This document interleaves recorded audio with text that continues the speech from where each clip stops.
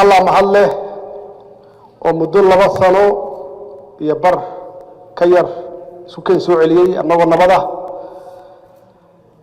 waxaan rabaa inaan u mahad celiyo guud ahaan jaaliyadda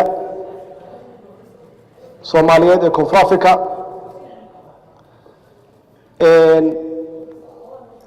markii hore aan idin imid runtii waxay ahayd taageerooyinka ugu badnaa oo aan ka helay jaaliyadaha Soomaaliyeed ee dibadda qurbaha jooga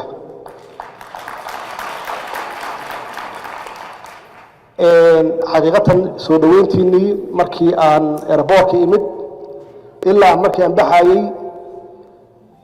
xaqiiqatan qof haray qof weyn iyo qof yar iyo gabdhaba ma jirin weli waxaan xasuustaa habeenkaas xafladda aan sameynay dad badan oo aad u far badan in laga celiyo albaabka iyadoo 2,000 ku dhawaad ay ku jireen gudaha weli waxaan iloobeyn oo aan rabaa in aan raadino dhalinyaro ka noqotay xafladdaas inay gashay accident ama shil qaarkoodna ay aad ugu dhaawacmeen marka waxaan jeclaan lahaa haddii aan la hadli karo inay i raadisaan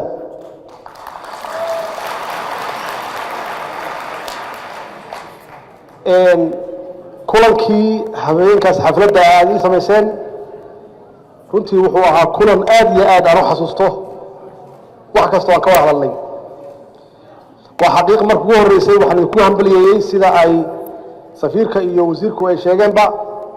inaad tihiin safiiro halka noo fadhiya oo qof walba matalayo magaca iyo sharafka Soomaaliyeed runtii aad ka soo baxdeen kaalintiina oo la idin yaqaan inaad tihiin dad shaqaysta oo aan waxba baryin dad ganacsato haysta oo runtii wadankan contribute gareeyay oo shaqo abuuray Koonfur Afrikaanka dadka ahna aaminsan inaad tihiin dad runtii wadankan wax badan ku soo kordhiyay waan ku hambaliyay waxaan idinku dhiirigeliyay inaad sii xoojisaan kaalintaas aad ku leedihiin oo lidinkaga yaqaan dalkan inaad tihiin dad aad iyo aad u wanaagsan wax badanna ku soo kordhiyay waa runtiis wasiirka madaxweynaha saaragnay anoo arrimihiina kala hadlaaya wuxuu yiri hadalkiisa waxa ku jiray sidoo uu yiri waxaan jeclaan lahayn dhiigga Soomaalida inuu dhiiggeena ku jiro wuxuu ka hadlayaa firfircoonida hal abuurka dadnimada kartida aad leedihiin iyo sidaas u ilaalisaan oo magaca iyo sharafka dalkiina iyo dadkiina aad u ilaalisaan marka waxa soo kala maqalno runtii waxa weeye waa wax ka duwan waxyaabaha inta badan maqalno inta badan waxaan maqalnaa dadka Soomaaliyeed inay yihiin ama dalka Soomaaliyeed inuu yahay dal dib badan ama dad dib badan oo lagu sheego xaq jiro aan nafta bini aadanka aan qiimeen oo wax burburiya nafta aan qiimeen waxaana lagu sheegaa burcad badeedina nahay oo runtii maraakiibta maraysa xeebaheena aan qafaalano iyo qaxootiga dhalinyaro badan oo xabsi ku jira waxyaabo badan oo negative marka maqasho runtii waxa weeye marka maqasho wax wanaagsan oo tan oo kala ah waxayna siinaysaa yidiino cusub iyo rajo wanaagsan iyo runtii niyad wanaagsan ayayna siinaysaa marka waxaan ku dhiirigelinayaa mar kale sii wada oo sii laba jibaara maxaa yeelay qof kasta oo Soomaaliyeed oo wax wanaagsan sameeya wuxuu jidka u xaaray kuwa kale oo Soomaaliyeed maxaa yeelay haddaad xun tahay waxa loo maleynayaa Soomaalidu inay xun yihiin haddaad wanaagsan tahayna qof kasta oo ka dambeeya gacmo furan lagu soo dhaweynayaa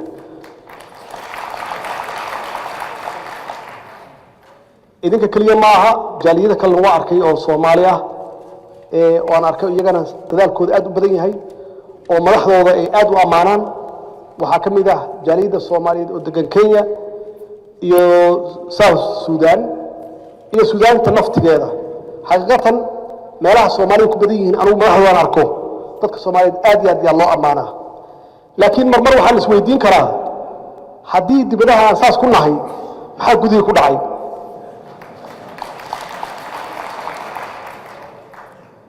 waxa weeye gudihii naftigoodu dadku waa fiican yahay waxaa la rabaa hoggaanku inuu dadka toosiyo oo jid wanaagsan tuso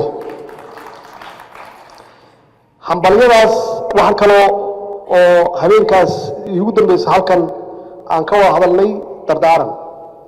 anna waa ila dardaaranteen anna waa idinla dardaarmay aniga dardaaranka aan idinla dardaarmay waxay ahayd dardaaran aan ka helay madaxda iyo qeybaha kala duwan bulshada markaan weydiiyey waan iri maxaa loo baahan yahay inaan ka hadlo oo aan dadka aan rabaa inaan la wadaago waxay ugu yiraahdeen waxa aad uga hadashaa arrimaha midnimada naga liidata xoogaa waxaa nagu dhex jira xoogaa kansar yaraan cudurro yaraan nagu dhex jira ilaah naga daaweeyo marka nagu dhiirigelin in midnimada la xoojiyo waxyaabaha qabyaaladda ahna la iska fogeeyo marka waxaan sii tusaalooyin annagoo ummad Soomaaliyeed ah wax walba wadaagna dhaqan caado diin luqad aragti wax walba wadaagna iyo deegaanba yaa haddana dadkeena waxaad moodaa iyagoo wax badan ka midaysan wax yar oo ay ku kala duwan yihiin inay balbalaarinayaan مثلا waxaan kaga soo qaaday marka Afrikaanka hadda anaga Soomaaliya jooga oo gacanta naga siiya arrimaha amniga iyo guud ahaan qaaradda Afrika dalalka ku yaala waxa weeye waa dalal isku geeyay dad isku geeyay oo aan waxba wadaagin luqad aan wadaagin dhaqan wadaagin diin wadaagin maxaan ku yiraahdaa caado wadaagin saasay tahay waa naga horeeyaan oo iyaga waxna tarayaba oo waa kaas oo halkan aan joognaa oo South Africa ah oo saa sheegteen 12 noqodood looga hadlo iyo diimo badan maxay tahay sababta marka sababtu waxay tahay wadamadaasi muddo dheer iyo dadkooda indoctrination ku wadeen ay hanuuninayeen ayna u sheegayeen waxyaabaha ku kala duwan yihiin iyo waxyaabaha ay ka midaysan yihiin isaga mid yihiin waxyaabaha ku kala duwan yihiin waxay ku qoraan far yar oo la akhrin karin markay ka sheekeynayaan waxay ku sheegaan wax aad u xun saas darteed yaa far yar loogu qoray waxa ay isaga mid yihiin oo aan jirinba far weyn iyo ku qoraan oo maxay tahay waxa ay farta weyn ku qoraan inay is ogolaadaan inay isu baahan yihiin inay wada noolaadaan annaga teena marka wax walba waa iska mid baahidina waa jirtaa in la wada noolaado marka kulli far weyn ku qoran karnaa marka laakiin waxay u baahan tahay in muddo dheer aan ka hadalno oo qof walba la gelinsiiyo waxaan ku kala duwanahay ma jirto tan baahida marka iyaga waxay keeneen bacdama ay noqdeen dawlad baahida ugu horeysa waxay tahay inay yihiin qarankana loo baahan yahay dawlad difaacda inay jirto dawladdana waxay ku kala dambaysaa xeer iyo shuruuc iyo dastuurkaas yaa isku haya iyaga marka oo u sheegaya qof walba xuquuqdiisa iyo wuxuu leeyahay iyo baahida isu baahan yihiin inay wada noolaadaan oo haddii ay kala tagaan ay u yihiin halis cudurro abaaro iyo colaado marka annaga marka waxa weeye saas oo kale inaan ka hadalnaa loo baahan yahay ummadda Soomaaliyeed waxa badan aan wadaagno waxa ugu muhiimsan ee tahay inaan wada noolaano laakiin inteena badan waxaan jecelnahay inaan la noolaano dad intay 100 sano ka hor oo reer hebel isku yiraahdo qof 200 sano ka hor yaa rabtaa inaad isku identify garayso oo aad la noolaato kii ku ag taagnaa oo aad kaliya u baahan tahay la sheekaysto oo la shaahdo waa u baahanta iyagu waxay yiraahdaan marka dadka Afrikaanka ah baahidooda iyo inay wada noolaadaan hadda aad u beerley tahay waxa u baahan tahay nin xool leeyahay oo kaa iibiya caanihii iyo hilibkii waa isu baahan tihiin marka maxaa yeelay caano keliya kuma noolaan kartid labadooda wuxuu u baahan yihiin daawo wuxuu u baahan yihiin qof ka iibiya daawadii xoolaha qof ka iibiya abuurkii qof guriga u dhisa qof macallin ilmihii wax u bara marka inaan fahmnaa loo baahan yahay waxaan intaas u fahmi weynaa maxay tahay marka tusaalahaasaan waagaas idin siiyey waxaan idinkula dardaarmay midnimadu inay ka xoog badan tahay wax walba inaad tihiin dad isku maxaan ku raahdaa walaalaha wax walba wadaaga inuusan qabiil idin kala qaybin in aysan gobollo aysan idin kala qaybin inaad isu baahan tihiin magaaladan weli markaad joogtaan oo ajnabi ku tihiin inaad wada noolaataan inay khasab tahay oo wax alla wixii dhaqankii xumaa oo kala qaybinta iyo qabiilka ahaa aad ka saartaan taasaan idinkula dardaarmay idinkuna waxaad igula dardaaranteen markaan idin weydiistay taageeradiinna iyo kaalmadiinna waxaad tidhaahdeen ilaahay ha kuu fududeeya hawshaasa u socoto adigana waxaan kaa codsanaynaa inaad noqoto qof ummadda u dhexeeya oo aan qabiil aadin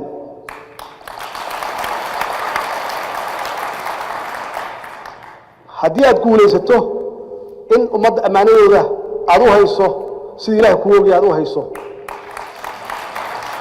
waxay igula dardaaranteen inaan sharafka soomaaliya aan ka hormariyo wax walbaba aan ka hormariyo sida haddaan maqlaayo dardaarankayga waa qaadateen oo sida hadda oo ninkii odayga halkan joogay uu ii sheegay in meeshaan qabiil uusan ka jirin oo dadka soomaaliya ay waala yihiin waa iga yeesheen anna waa idinka yeelay dowladdayda anigaan ugu sarreeyo aan madaxweynaha uga ahay kuma shaqeeya qabiil soomaalo ay dooratay soomaalo ay banaan baxday walaalayaalow sidii sharafta lahayd waagaad ii soo dhaweysteen marna ma iloobi karo waa idinkaga mahadcelinayaa mar kale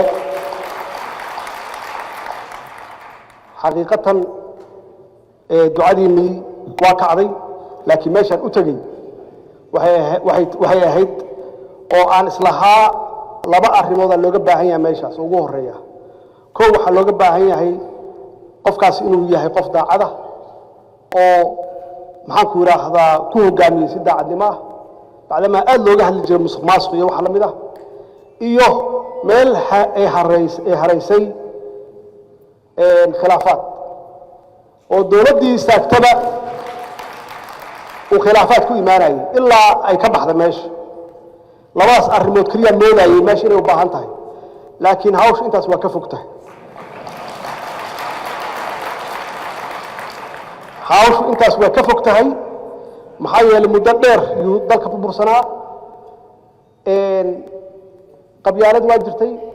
waa xaqiiqa musuq maasuq badan waa jiray waxay keentay marka wax xun iyo wax fiican inay isku qasan yihiin aadan kala garanayn oo structurekii dowladnimo capacity usan jirin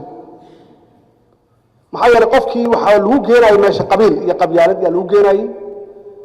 dhaqankii baa saas ahaa marka looma fiirinayo qofkan shaqada muu qalmaa merit ma yahay shaqadii aqoonteeda ma leeyahay kartidii ma leeyahay loo fiirin mayn waxaa loo fiirinaya qofkan kula heeb ma yahay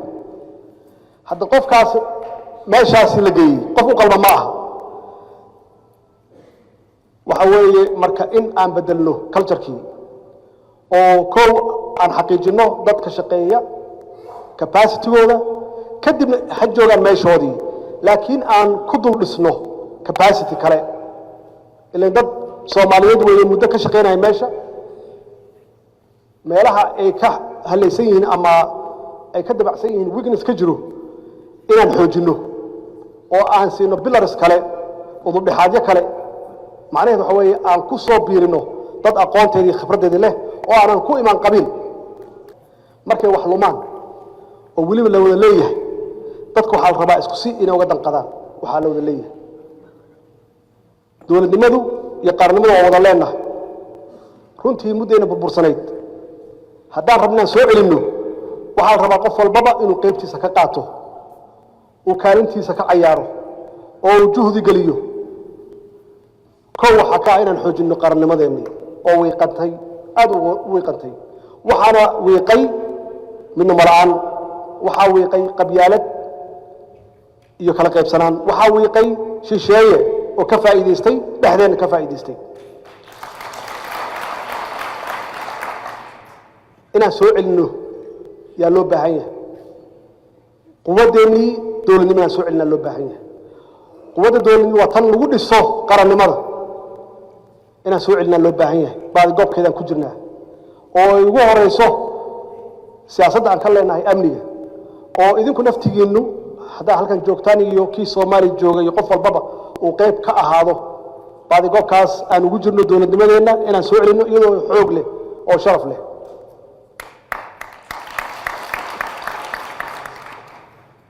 arrimaha amniga wax badan baan ka qabanay waxaan ka wadnaa reform isbeddel yaan ka wadnaa annagoo runtii xoojinayna tayada ciidankeenna tiradoodan xaqiiqsanayna waxaan ku guulaysanay inaan siino mushaaharaad joogto ah intii aan joognay ilaa markii dambe aan nidhi bal aan hubsanno cidda aan mushaharka siino oo aan tirakoob dib ugu noqonnay waa dhici kartaa inay ka timid maxaa yeele dadku ma jecla isbeddelku waa wax xanuun badan dadkii inaysan jeclaysan isbeddel qaarkood oo ay abuurtay xoogaa dhibaatooyin inay abuurtay laakiin meesha u soconnay waxay ahayd inaan hubsanno ciidanka aan u baahannahay howlgalkiisa ciidankaan u baahannahay tababarkiisa iyo qalabkuu haysto ma aha inaan mushahar u weyne ma aha labadii sano la soo dhaafay ilaa hadda waa siinaa mushahar joogto ah qofkii isrejiisgareeyey oo sameeyey biometrika sameeyey oo la xaqiijiyey inuu yahay qof ciidanka ka tirsan oo meeshii loogu talagalay jooga waa sax khaldaad way imaan karaan maxaa yeele capacity insaan idinkuu sheegay capacity-geenu ma xoog badnaa khaldaad waa iska imaan karaan laakiin intentionkeenna ama ujeedooyinkeennu waxay ahayd in aan helno ciidan aan ku tashan karno inaan helno siyaasaddeenu taasay ahayd hawshaasna way socotaa la dagaalanka argagixisada sahal ma aha qof raba inuu isdilo oo naftiisu huro wuxuu rabaa naftiisa ku bixiyo qofkaasi wuxuu ku dili karaa dadka mindi wuxuu ku dili karaa qofka hadduu soo dhigtay oo uusan rabin nolol rabin wax kasuu isticmaali karaa maxaa yeelay caqiidadaa ah waxaan ka abbaaraynaa caqiidada marka waxaan ka abbaaraynaa dadkaasi saan maskaxdooda u bedeli lahayn laakiin sahal ma aha qof raba inuu dhinto dadka aan laga dhex garanayn oo qaraabada ah oo kuwa eg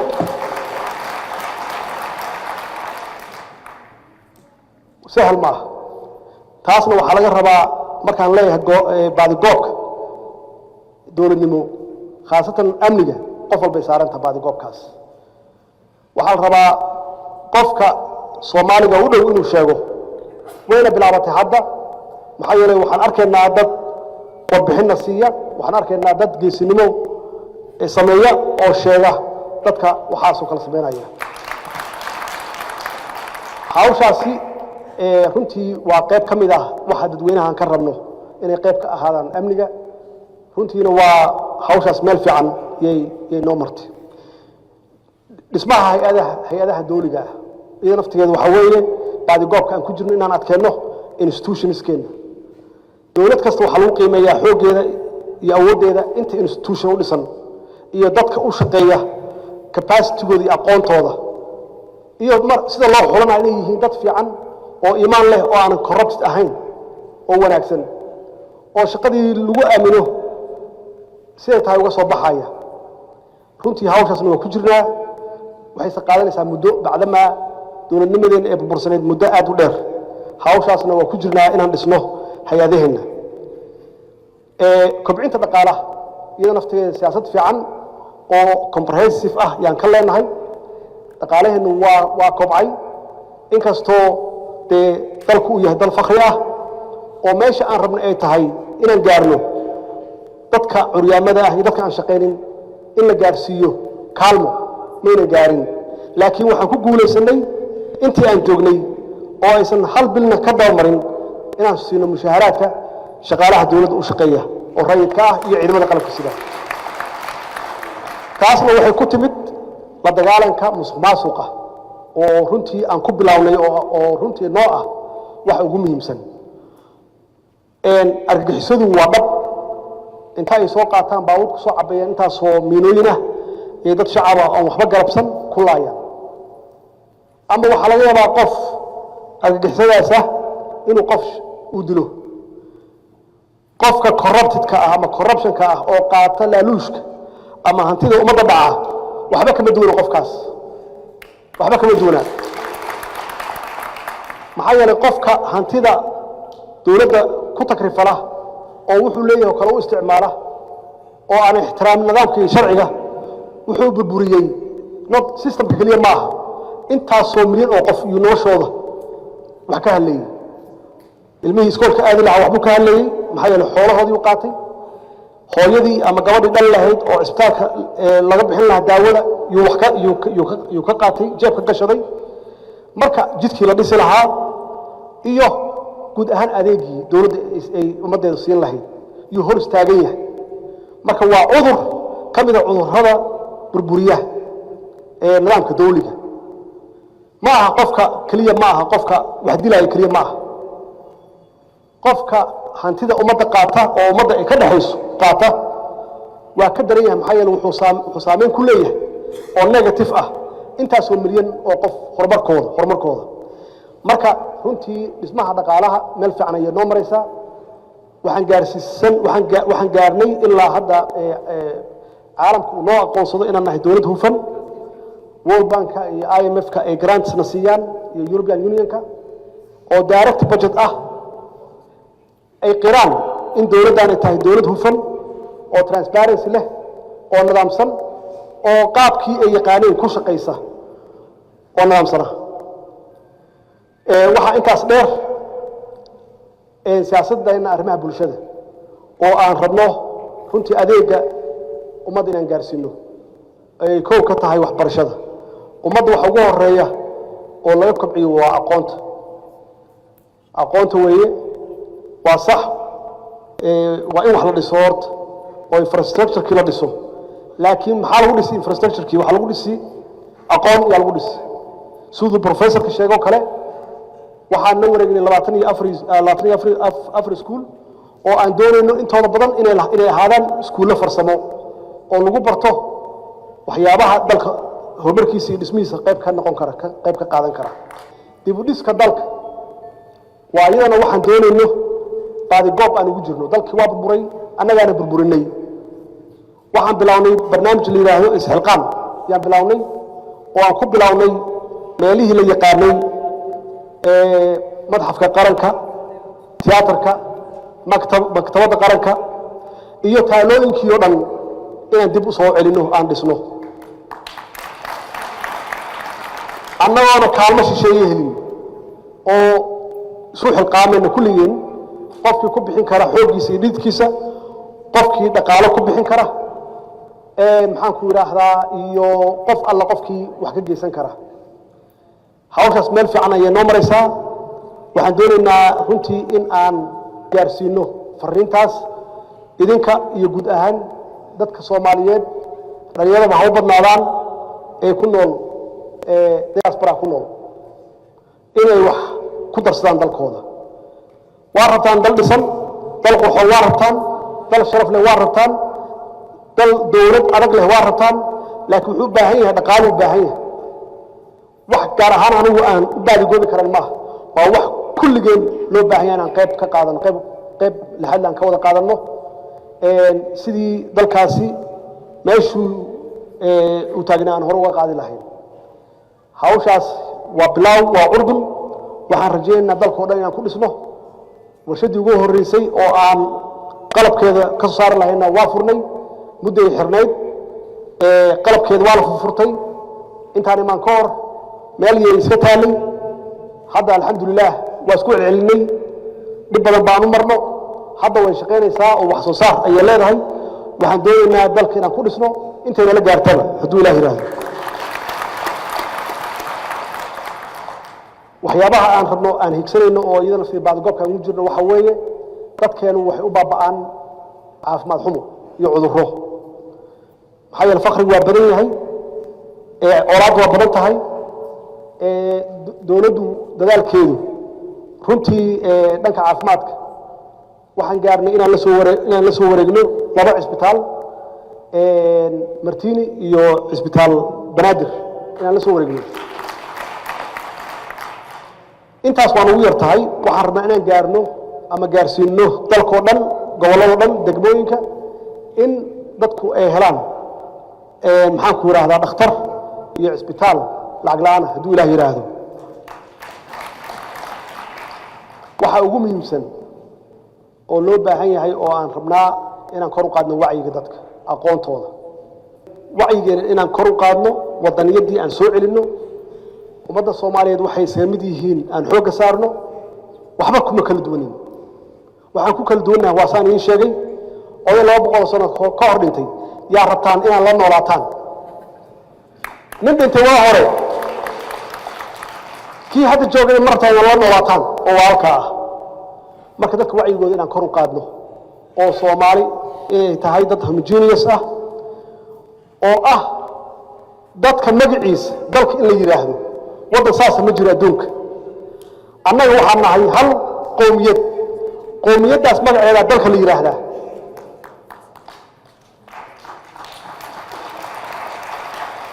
dalkaasna waa dal khayraad badan dadkiisana waa idinka oo hadda cid walba leedahay waxaan u baahnaan lahayn dhig Soomaali oo kulul in lagu shubo marka wacyiga dadka inaan kordhino qabkoodii aan kor u qaadno wadaniyadoodii aan kor u qaadno waa dhab ummad markay muddo dheer ay ku jirto dagaal sokeeye qabka hoos u dhaca oo dadku kalsoonida ka lunta mar waxa maqlaysaa dalkeena waa la qaadanaya dawladda Hiblaya qaadanaysa war adiga hadaa noo sheegay dalkaaga loo qaadanaya adaa waa noole adigu hadaa isdiibto ama aad dhimato waa sax waa la qaadan dalkaaga dalka dal fiican weey laakiin hadaa soo taagan tahay Soomaali waxeeda qofkii u yimaada